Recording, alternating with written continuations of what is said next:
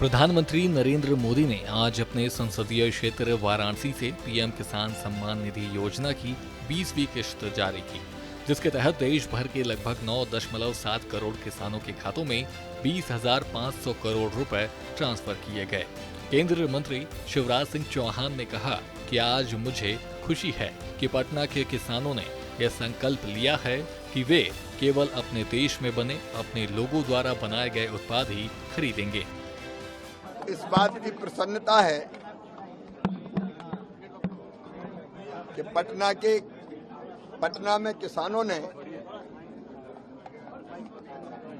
एक संकल्प लिया है कि हम अपने घर में जो चीजें लगती है उन लगने वाली चीजों में वो चीज जो हमारे यहाँ बनती है, हमारे आसपास बनती है, हमारे लोग बनाते हैं या जो हमारे देश में बनती है, उसी को खरीदेंगे। माननीय प्रधानमंत्री जी के कर कमलों से आज एक बार फिर देश के 10 करोड़ किसानों के खाते में लगभग 21,000 करोड़ रुपया जमा हुआ है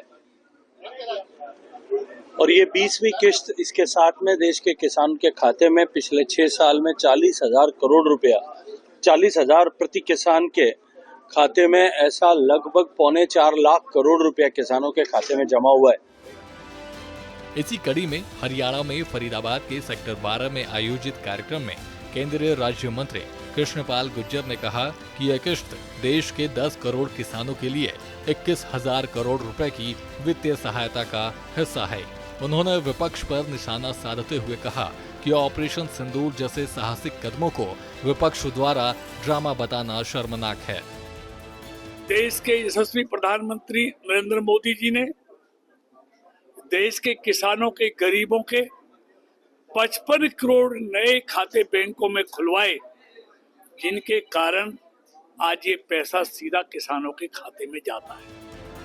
अंबाला के कृषि विज्ञान केंद्र तेपला में आयोजित कार्यक्रम में हरियाणा के कैबिनेट मंत्री अनिल विज मुख्य अतिथि के रूप में शामिल हुए। उन्होंने पीएम मोदी के संबोधन को सुना और किसानों के बीच उत्साह का माहौल देखा।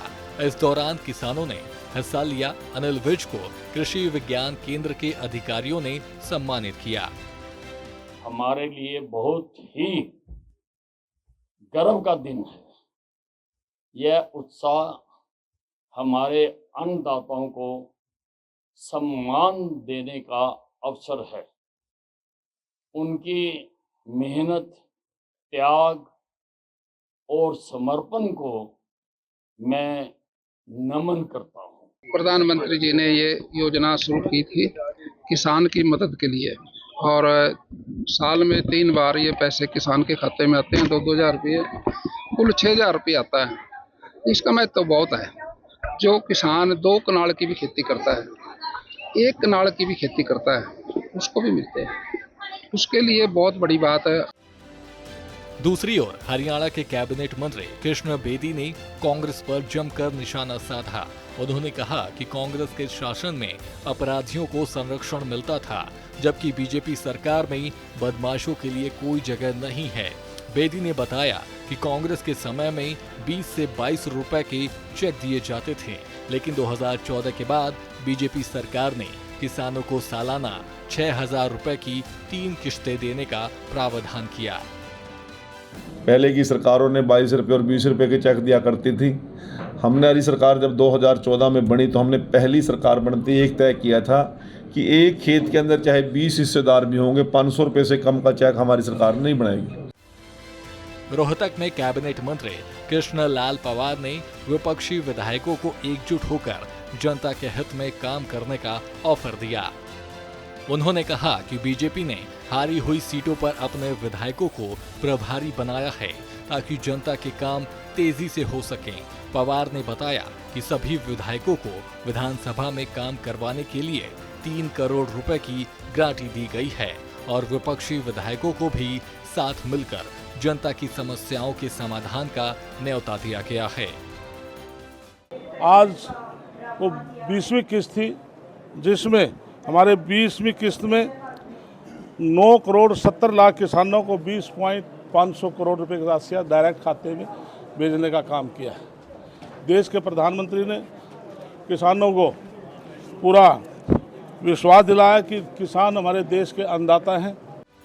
नूंह जिले में आयोजित जिला स्तरीय किसान उत्सव में जिला परिषद चेयरमैन जान मोहम्मद मुख्य अतिथि के रूप में शामिल हुए।